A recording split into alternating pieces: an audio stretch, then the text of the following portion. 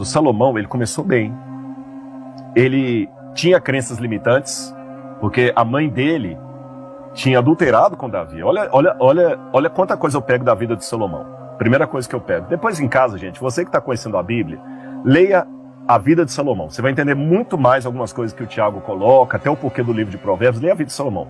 Vou fazer assim, sem dar spoiler, vou fazer um briefing aqui. O Davi estava no palácio dele, pertinho daqui, ó. Daqui, se a gente estivesse no outro lado ali, a gente veria a região do palácio de Davi.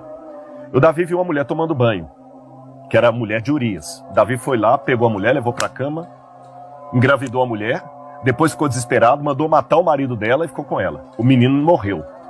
Essa história ficou conhecida, tanto é que ela está na Bíblia. E Davi casou com essa mulher, Betseba. Imagina no palácio ali em Jerusalém as fofocas, porque a fofoca antecede a internet. Elas antecedem. Não existia Twitter ali, mas estava bombando. A língua ia. Você entende? Se o anjo Gabriel descesse ele não salvaria da língua dos irmãos.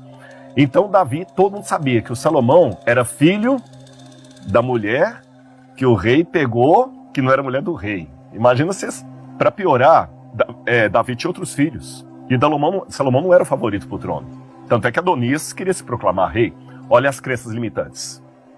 Mas quando Deus escolheu Salomão, que é uma outra coisa importante para colocar aqui, saber que Deus tem um plano para a minha vida, esse plano de Deus pode ser frustrado. Mas ele tem um bom plano para mim. E o plano de Deus não é o único. O que eu tenho que entender é o seguinte, Deus é um pai rico.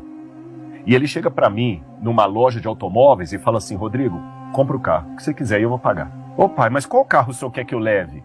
Não, filho, tem vários carros aqui, eu quero que você leve o que você gosta, eu vou te pagar. Então, às vezes, Deus tem várias opções, eu penso que Deus só tem um caminho para mim, ele vai me abençoar no que eu escolher.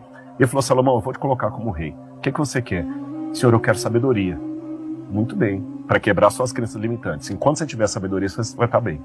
Aí Salomão começou a crescer, escreveu Provérbios, quando ele estava no auge da sabedoria dele. Qual que é a vantagem e a desvantagem do Provérbios? Ele coloca tudo muito bonitinho, arrumadinho, mas só trabalha com ideais. Se tudo der certo, vai ser assim.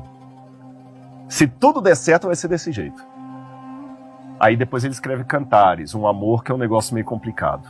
Aí ele começou a dar pataquada, começou a cobrar impostos e reais. Por causa disso, Salomão, que Israel dividiu em Reino do Norte e Reino do Sul, teve uma guerra civil depois da morte dele. Uma guerra civil. E no final da vida dele, Salomão viu o seguinte, ele errou na dose.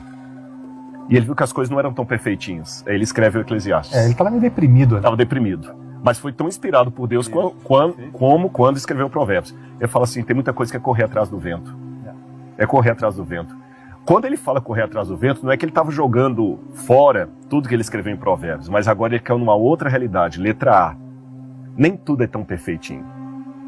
Há coisas que saem erradas. Jesus era o homem mais justo que pisou nesse mundo e morreu crucificado. Nem sempre o fracasso significa um real fracasso. Porque o cristianismo nasceu de um aparente fracasso. O líder foi crucificado, sem ter direito a um sepultamento digno, como você falou. Um fracasso que virou depois o maior triunfo da humanidade. Quando eu estou com Deus, até o fracasso tem um significado. Letra B. Eu cometo falhas. Salomão cometeu falhas. Chegou à prosperidade e caiu. Não perdeu o dinheiro dele, mas ele perdeu o amor pela vida. Então, cuidado, para não cometer o erro de Salomão, por isso que está aqui. Terceiro, independente das crenças limitantes, mesmo que você seja filho de um adultério, você pode ter um plano de Deus para a sua vida, né? E quarto e último, por que Deus deixou essas histórias de fracassos dos heróis aparecerem aqui? Porque quem escreveu a Bíblia foi o Espírito Santo, usando homens, não foi o pessoal da Marvel. Se a Bíblia fosse escrita pelo pessoal da Marvel, só tinha Wolverine, você entendeu? Mas a Bíblia mostra que os heróis de Deus fracassam. Ora, se os heróis de Deus fracassam e mesmo assim prosperam, então tem lugar para o Rodrigo também, que mesmo os fracassos, Deus é especialista em reciclagem. Deus é especialista em reciclagem. Eu falo isso da minha própria vida.